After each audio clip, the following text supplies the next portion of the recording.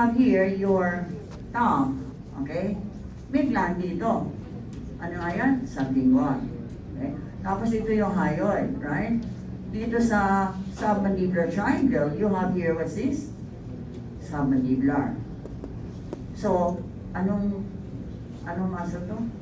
Mylohyoid. And there's a ridge here for the mylohyoid. Okay? This is your mylohyoid line. Above it, there is the fossa for, ano yan? Sublingual. Below that, and at the back, you have the fossa for submandibular. Okay? Tapos dito sa gitna, there are two spines. You call them mental spines. And this will be for these muscles. Ito, geniohyoid. Tapos ito, genioglossus. And this is geniohyoid. Okay? So this one here is your superior mental spine. And that is for, what is that? Genioglossus. And this one is inferior mental spine, and that is for geniohyoid. Okay? And there is a depression here, digastric fossa for anterior belly of digastric. Okay? The other name for mentum,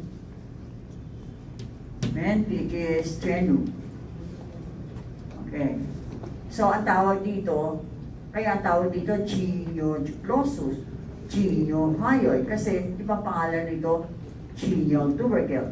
Superior genial tubercle and inferior. So, genu at saka menti, referring to what? Gene. So, I remember when we were first year, one of our classmates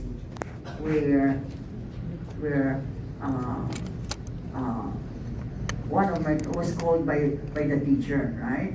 Kasi ang inanswer niya dun sa dito sa genital tubercle, genital tubercle.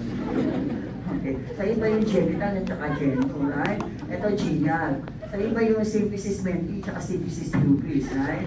Magkaiba sila. Okay? So these are the features of your mandible. And this will be important, right? Okay. Now, before we see, okay, ano-ano ba yan nandyan sa temporal and infratemporal fossa that can move your temporal mandibular joint? Let's study this joint because this joint is quite complicated. Okay, and this is more popular known as TMJ, temporal mandibular joint. Okay, this is the temporal mandibular joint. Okay, temporal mandibular joint. And this joint actually is a synovial, freely movable joint. So what can you do here? You can move it down, depress, you open the mouth, you can elevate, close the mouth, you can move it forward, protract, or protrusion. You can move it backward, retract, move it side to side. So, ayaw yung mga ganyan siya. Okay. This is the one that you need for chewing, right? Okay. Now, there are two kinds of joints here. There are two synovial joints that you have. So, hindi siya ganun kasimple. You have here a sliding or arthrodial type of joint. So, you can move it forward and backward. And the other one is, it's also a hinge type of joint, a gingivus, that you can move it up and down. Okay? So, when you have here your temporal mandibular joint, okay, and you have your mandible elevated, so you close your so you have here your, okay, so you close your mouth, right? This one is the head of the mandible. Okay? This one here is your zygomatic, what's this? Arch. And this is articular tubercle. Here. And this is mandibular fossa. Okay, see that? Ano yung blue? Articular tubercle. Ano yung red? Mandibular fossa. Okay? And mandibular fossa, you can see this one here. Can you see that? Yung kulay pula. Okay? So, pag nakasarado to, naka-elevate yung mandible, nakasarado yung bibig, itong head, nandoon siya sa pula na yun, mandibular fossa. So, nakaganon. Okay? Right? So, mandibular fossa. This is mandibular. But when you have your mandible depressed, okay, what happens is, so you have the mandible depressed here. Okay? So, okay, you have here your bukas na. So, you'll be having now here, masyadong bukas. Kasi mabili bubuksan natin siya masyado. Okay? You have here your zygomatic, and this one here is your, what is this? Articular tubercle. So, this one here is what? Articular tubercle. Okay? So, pag nakabukas, okay, yung summit ng articular tubercle, siya yung nag-articulate sa head of the mandible. See that? Masyadong malaki dito. So, you have here the articular tubercle. Okay? The summit is now articulating with the head of the mandible. If it's open. Right? Okay. And then when you see this one na mas malaki, so you have articular tubercle here, and this is mandibular fossa. Mandibular fossa here, and this is articular tubercle, and this is the head of the mandible. This is the neck, right? The head. The head, okay, the neck, okay. So this is your mandible here, right? And so here, both of these, the head of the mandible, this is your mandibular fossa, and this is articular tubercle. Okay? All of these, they have articular cartilage, and that is fibrocartilage. Parang cushion. When this one moves, there's something there that should protect that, right? Okay, so there should be something there that can protect it, and that will be articular cartilage. So meron dito, ayun. Ano pangalan nito? Articular, what's that? Cartilage. Articular cartilage. Okay. And this one is a synovial joint. So it has a fibrous and synovial capsule. Ang fibrous capsule niya, nakadikit dito sa articular tubercle, mandibular fossa, at saka neck. Nakaganyan. Here. So you have fibrous, what's this? This is fibrous capsule, right? And the fibrous capsule, inside that, there will be now synovial. There is now a synovial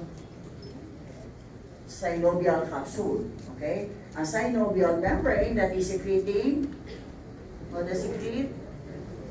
This is secreting fluid. Okay? Synovial fluid. Okay. So you have now here your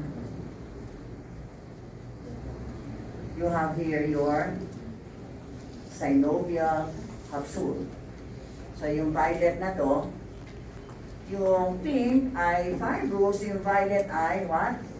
Synovial capsule. So this is secreting fluid. So merong fluid dito sa loob. But what makes it quite different from the other joints is that sa gitna niya may articular disc. Dinidivide siya sa dalawa. There is a disc here. Dinidivide siya sa dalawa. Okay? Dalawang joint. Isa sa itaas, isa sa baba. Okay? And the front here, you call this articular disc. Articular disc. And you divide now your synovial capsule into two. One and capsule. Synovial cavity into two. 1 and 2. The first one is a gliding type of joint, so you can move it forward and backward, protraction and retraction. 2 is a hinge type of joint, so you can move it down and up. So you have two kinds of joints here, okay? And your articular disc is continuous here with the tendon of, ano yung, what is this? Lateral pterygoid. And then back here, meron siyang ligament, okay? It is a retrodiscal ligament, okay? Now what is, and this is attached to the bones. So what happens now here is, ito, fibrocartilage.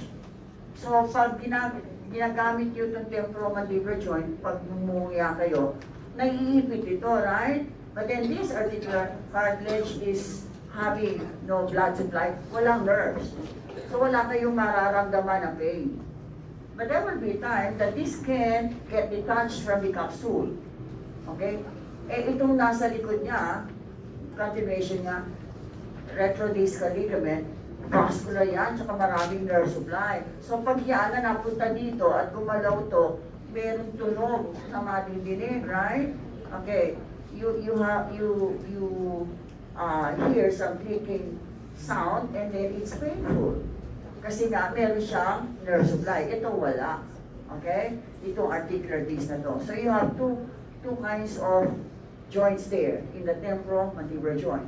Okay. So what are the muscles that will be moving this? The muscles are the muscles of mastication. And the first one here is found there in the temporal fossa. And this muscle is temporalis. Okay. So this is, what's this? Temporalis. Saan siya pupunta? Anong pangalan nito? Yan? Coronoid what? Process. So pupunta siya sa ilalim ng zygomatic arch. Okay? Anong pangalan nitong muscle na to? Temporalis muscles. Papunta siya sa ilalim ng zygomatic arch and then inserts into your coronoid process.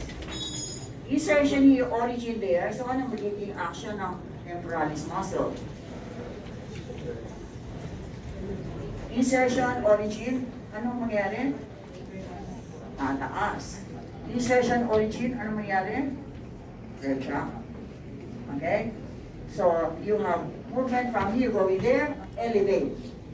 Magsasarado yung bibig. From you going there, retract. Okay? So that's temporalis. Another one is your masseter. It means masticator. It means chewing. And this muscle here arises from your zygomatic arch and then inserts here into the lateral surface of the rhombus of the mandible. Anong pangalan nito? Masseter. Okay? So this is your masseter. This is masseter here. Okay? And the action of the masseter is insertion origin. Ano mangyayari? Up. But some fibers from here going there, you move it a little bit forward, right? That is what? Masseter. So itong dalawa na to, pareho nagsasarado ng bibig, right? So you are asked to clench your teeth. Clench your teeth na. Okay? Anong muscles ang mafe-feel nyo nagko-contract? Itong dalawa na to, di ba? Ito yung nasa labas. Ito nagko-contract. Kasi both these will elevate the mandible. They can close your mouth, right? What's this? Temporalis and masseter. And they are all supplied by what nerve? Ano? Articulation. Okay, trigeminal. Okay. Anong klaseng nerve ang trigeminal? Anong klaseng nerve?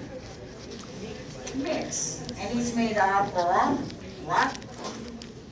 Ophthalmic, maxillary, and mandibular. Okay? Now, these two are purely sensory. So, pag na-print kayo, masakit dahil yun sa, ophthalmic. So, pag it touches your tip of the nose, naramdaman nyo, ginalaw, Okay, that's ophthalmic. Masakit ang upper teeth nyo, maxillary yun. Masakit ang lower teeth nyo, mandibular yun. So these two are purely sensory. Ito ang mix. May sensory, merong motor. So V1, V2, what's this? V3. Vagal nerve number 5. Okay? So mandibular nerve will be supplying the muscles of mastication. And the two that you have here will be your temporalis and masseter. They both will elevate the mandible. Okay? So, ano pa yung mga ibang muscles na makikita nyo dito? So, tanggalin na natin muna itong, tanggalin muna natin lahat ito. Okay? So, we can have your other muscles here for mastication, and they are found there in the infratemporal fossa, nasa loob. Okay? Nasa loob siya ng infratemporal fossa. Okay. So, what should you do here? You have to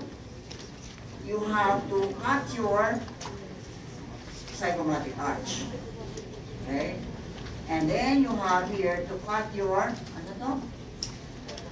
Ramus of the mandible. So you have now here your okay? So you have zygomatic bone here, and then you cut it, right? Zygomatic. And then the arch, anong ginawa? Tinat nyo, right? Ano meron dito? Anong buto to? What is this bone? Anong buto to nakikita nito? This is squamous part of the temporal bone. Ano to? Greater wing of sphenoid. Okay, this is greater wing of the sphenoid. Okay? And then this one here is your ano to? Zygomatic bone, right? And so ano tong buto na to na may upper teeth? Ano to? Maxilla. Okay? And then if that is maxilla, ano kaya ito? Lateral pterygoid plate. Can you imagine that? So this is what? Maxilla. Tapos yung kulay pink, ano? Lateral pterygoid plate. And the upper boundary of the infratemporal fossa is your infratemporal crest. Okay? Ano itong red na to? Infratemporal crest. Okay? So, if you have here the mandible, yung muscle na makikita nyo dito sa labas, na nakaganyan, masseter. Pero dito sa infratemporal fossa, dito din, sa loob, meron dito, same direction, only its inside, attached to the ramus. Masseter is attached to the lateral surface. Yung nasa loob naman, medial pterygoid attached to the medial surface. Okay? Pareho ng direksyon ng, ano to? Masseter. Only nandun siya sa infratemporal fossa. What is that? Medial pterygoid. Okay? And this is the blue one. So, medial pterygoid. Pterygoid means like wings. Okay? And medial pterygoid is having two parts, superficial and deep. Anong pangalan nga nito? Lateral pterygoid. And this is lateral surface. Yung nasa kabilang side, medial surface. Ang medial pterygoid, ang deep part, galing doon sa medial surface. Tapos yung superficial, galing dito sa ano to? Maxilla. So, ganyan siya. Ano to? Medial pterygoid. Same direction as, ano nga?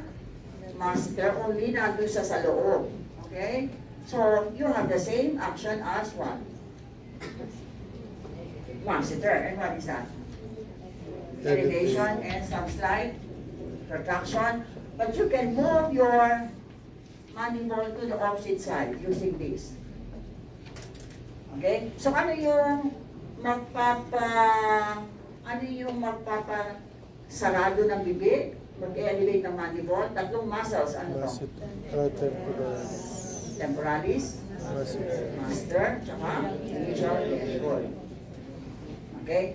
At kapag nakasara, naka-elevate, nakasara, okay, ang medial pterygoid can move your jaw to the opposite side. Okay? Yung left medial pterygoid can move it to the opposite side. Okay? So you have here your medial pterygoid. Kung ang medial pterygoid nakaganyan, itong bawang medial pterygoid. Yung lateral pterygoid naman, nakaganon, horizontal. So, ang medial, diretso, vertical, just like masseter. Ang lateral naman, horizontal, ganun. Okay? So, this is the lateral pterygoid, and the lateral pterygoid is outside your medial pterygoid, which is the light blue. So, this is medial pterygoid. Okay? And lateral pterygoid, I have to put the neck of the mandible there, kasi doon naka-insert sa neck ng mandible. Okay? And it has upper and lower parts. Upper, galing sa infratemporal. Lower sa lateral surface of your lateral pterygoid vein. What is this? Lateral pterygoid muscle. Lateral pterygoid muscle. And what does it do? Okay?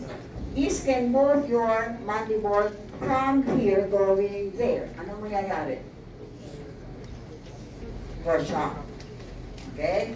And, okay, when you move the mandible down, and the main muscle to moving this one down are the muscles that you see above the hyoid. You have your mylohyoid, you have your anterior gastric, posterior gastric. They can move the mandible down. And when they move the mandible down, lateral pterygoid helps. Why? So yung mga muscles dito, like mylohyoid, anterior belly, posterior belly, gagantuhin yung mandible, move the mandible down. And when you move the mandible down, itong angle ng mandible unnecessarily will impinge on, ano itong muscle na nandito? Sternum, maiipit yan, tsaka yung parotid yan, maiipit. So ang gagawin ni lateral pterygoid, move it what? Forward. This is the main protractor of the mandible. What is that? Lateral pterygoid, and this is now, okay, this is now helping to depress. But the main depressor will be what? The suprahyoid muscles. And this can also move your mandible to the opposite side. Okay? So ano yung magpapasarado ng bibig? Temporalis, master, tsaka medial pterygoid. Yung medial pterygoid yung light blue. Mas nasa loob siya. Ang lateral, mas nasa labas. Okay? And the lateral pterygoid, that's the dark blue, ano gagawin? Ang magbababa dito, so you can open your mouth, will be your suprahyoid muscles, right? Okay. Tapos, ang magpapaprotract ay lateral pterygoid. And this will move your mandible to the opposite side. Okay. What happens, so you know how your bones articulate here in the TMJ. When the mandible is up, ang head nandun articulate sa mandibular fossa, the red one. But then, when the mandible is down, the head is articulating with your articular tubercle. Okay? But then sometimes, okay, you open your mouth so wide. Okay? So, the lecture is so boring. Okay? So, hikap ako kaya ito. Okay? So, hindi yung sobra yung bibig nyo, right? Nakamatuloy kayo. Right? So here, you have, lalakyan natin yung bukas ng bibig. Okay. And then, you have here your articular tubercle. And then this one here is your head of the mandible. It's found in front. Okay? At mukhang wala na akong microphone. Okay? So I don't have battery and so you have a different joint.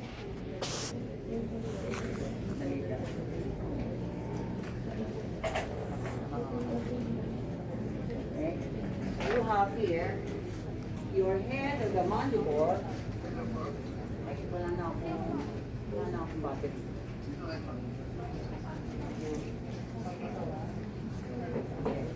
So you have here the head of the mandible in front of the, what's this? Articula. Dapat nandun siya sa summit lang, di ba? Dapat hindi siya nasa harapan. Dapat nasa ula siya, sa summit ang head. Okay? But then you yawn so much, so bored, right? Okay. At na-dislocate tuloy. Okay? Dislocated temporal umbilical joint. Okay? Paano nyo i-reduce yan ngayon? Paano nyo ibabalik dito sa, ano nga ito? Ano itong ulan na ito? Mandibular. O, sa paano siya babalik doon?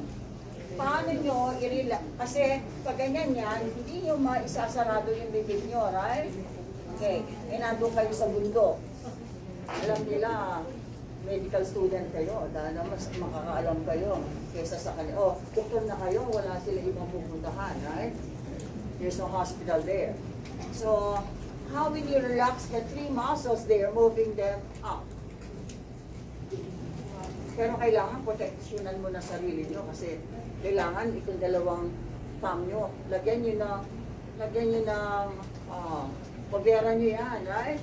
Kasi pag pinasok nyo ito sa bibig, pag biglang nagsara, baka kayo ang ma-hospital.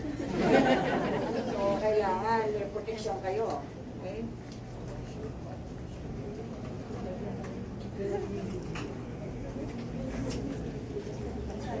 Okay. Hello. Okay na. Hello. Okay. Thank you, Secretary.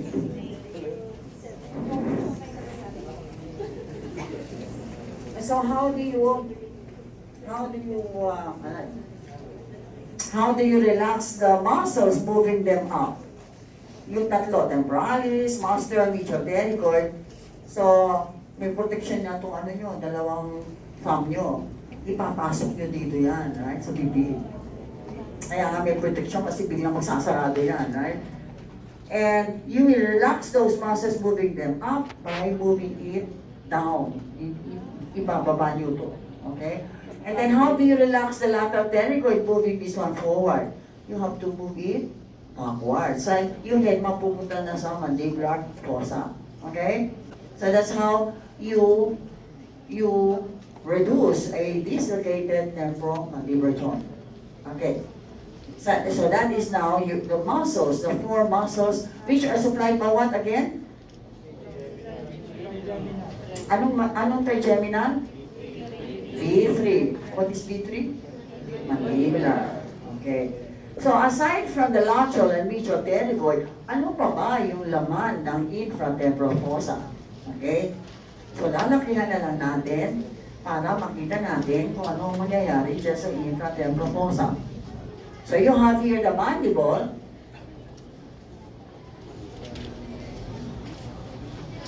Okay, so that's the lower teeth. Okay, and then you have here your, ano to? You have here your, ano to? Maxilla. So you have upper teeth here. Okay, so you have now here, what is this? What? Masyadong, okay. What is this bone? What is this? Lateral pterygoid. And what is this bone here na nakaganyan? Greater wing of sphenoid. Right? This is greater wing of sphenoid. Here. And then of course you have here your acoustic. Because you have here your this is mastoid there. Okay? So you have maxilla here. And then you have here your lateral pterygoid plate. Tapos itong greater wing, di ba? Kung yan ang greater wing, merong mga butas-butas yan. Okay, so kulay orange. Ito greater wing. You have here rotundum, ovale, spinosum. So nandito yung rotundum, nandiyan ang ovale, nandito ang spinosum. This is what? Ovale, ito, spinosum. So ano dadaan dyan sa ovale? V3. Okay? Mandibular nerve, right? So you have here your, nakaganyan yung trigeminal. Yung trigeminal, nakaganyan. Okay, tapos ophthalmic, maxillary, ano yan? Mandibular. So dito siya lalabas. Ano to? Mandibular nerve. Saan siya lumabas? Ano itong red? Foramen ovale. Okay? So ito yung mandibular nerve, V3. And this one will divide into two. Anterior division at saka posterior division. Okay? Anterior division at saka posterior division. E bago mag-divide, yung mandibular nerve na yan, magbibigay ng nerve para sa medial nerve to the medial pterygoid, tapos nerve para sa dura, meningeal nerve. Okay? Tapos, itong V3 na to, magdi-divide na sa anterior division. At saka, ano to? Posterior division. Ang anterior division, mostly ay mostly motor. So, ibig sabihin, mostly papunta sa muscle. Ano yung mga muscles na yun?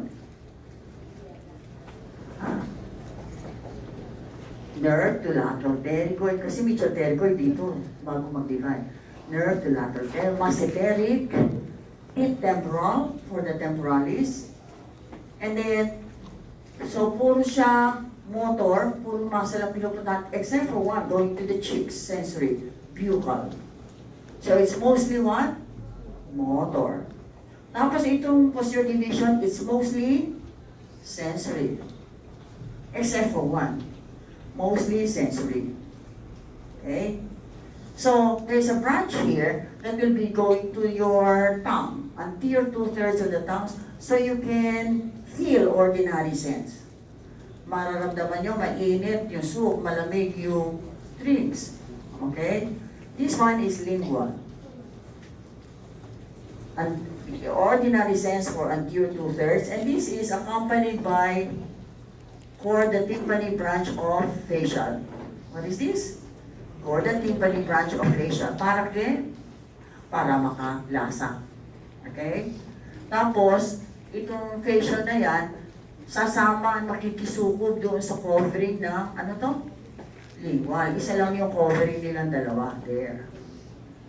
At saan, itong dalawang nerve na yan, related dito sa likod ng wisdom tooth, third molar tooth. Eh, kumisan yan, impacted, ang hirap bunutin, right? And if you have, okay, a clumsy dentist, right? At hindi nag-iingat, at hindi niya alam yung anatomy niya, okay, pwede niyo masira itong nerve na to. Hindi na kayo makakaramdam, hindi niyo alam kung mainit o malamig, hindi na kayo makakalasa or the tympani branch of facial has been injured. Okay? So this is the lingual. There. Okay? And then you have here a nerve that is passing, anong opening ang itong nandyan? Anong pangalan yan? Mandibular foramen. Tapos may ligament. Anong ligament na yung nakatakip? Steno, ano nga? Steno, mandibular what? Ligament. Okay. So ano nerve yung galing sa posterior division na dadaan dyan? Papunta sa lower teeth. Ano nga siya? Yung pupuntang ganun doon. Inferior alveolar. Okay? So this is inferior alveolar nerve. Papunta doon sa lower teeth. Tapos labas siya dito as mental nerve. Supplying the skin here with ordinary sense. Okay? So ito yung anesthetizing ng dentista. Pero bago siya pumunta dyan sa mandibular foramen, meron muna siyang nerve na ibinigay. Nerve to malomyoid. That's the only motor branch. And then, okay, itong posterior division, merong branch na iikot. At ito foramen spinosum, anong artery yun nandyan? Foramen spinosum, ano yung artery ito? Middle meningeal. So, ang gagawin nitong branch ng posterior division, i-embracein, iikot din sa middle meningeal at pupunta dito sa harapan ng tenga. Anong pangalan to? Auriculotemporal. Siya yung kasama-sama ng superficial temporal artery and vein. Siya yung nerve na nandito. Okay? Ito yung superficial temporal artery. Yung nerve dito, auriculotemporal nerve. Para makaramdam dito sa tenga at saka temporal region. Masakit, okay, mainit, malamig, right? Okay, auriculotemporal. So again, you have mandibular nerve divided into anterior and posterior division. Anterior division, mostly papunta sa muscle, except for one. What's that? Buccal. Posterior division, sensory, except for one. Nerve 2, mylohyoid. Ano yung mga branches? Papunta sa anterior two-thirds, lingual. Sinamahan siya ng orange, facial, chorda tympani. Okay, and then, papunta dito sa lower teeth, ano to? Alveolar. Papunta dito sa harapan ng tenga, temporal region, auriculotemporal. Okay. So, ang nerve doon sa infratemporal fossa ay mandibular nerve. Ang muscles ay lateral and medial pterygoid. Okay. Ano naman yung ganglia? When you talk about ganglia, these are groupings of nerves. Groupings of neurons, sorry. Groupings of neurons. And, ano tong nerve na to? Na dumaan sa foramen ovale? Ano nga yun? V3. What nerve? Mandibular. Okay. So, pag tinanggal niyo yun, pero siyang tinatakpan na na ganglion. Ito yung kulay blue na yan. Yung ganglion na yan ay parasympathetic ganglion ng glossopharyngeal. Ano kaya yan? Yung kaninang pinag-aralan natin. Ano yan? Orbit. Ang axons yan, post what? Ganglionic.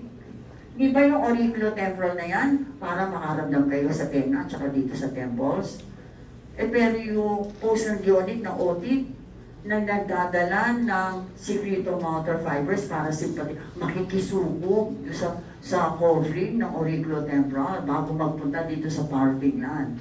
So post-ganglionic will use, what's this? Auriculotemporal before going to parotid. So yung auriculotemporal, meron siyang kasama-sama din parasympathetic.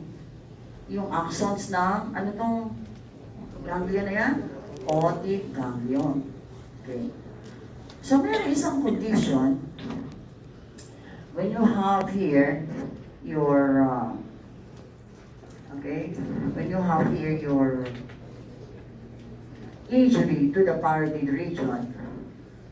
So, halimbawa, ito yung mukha.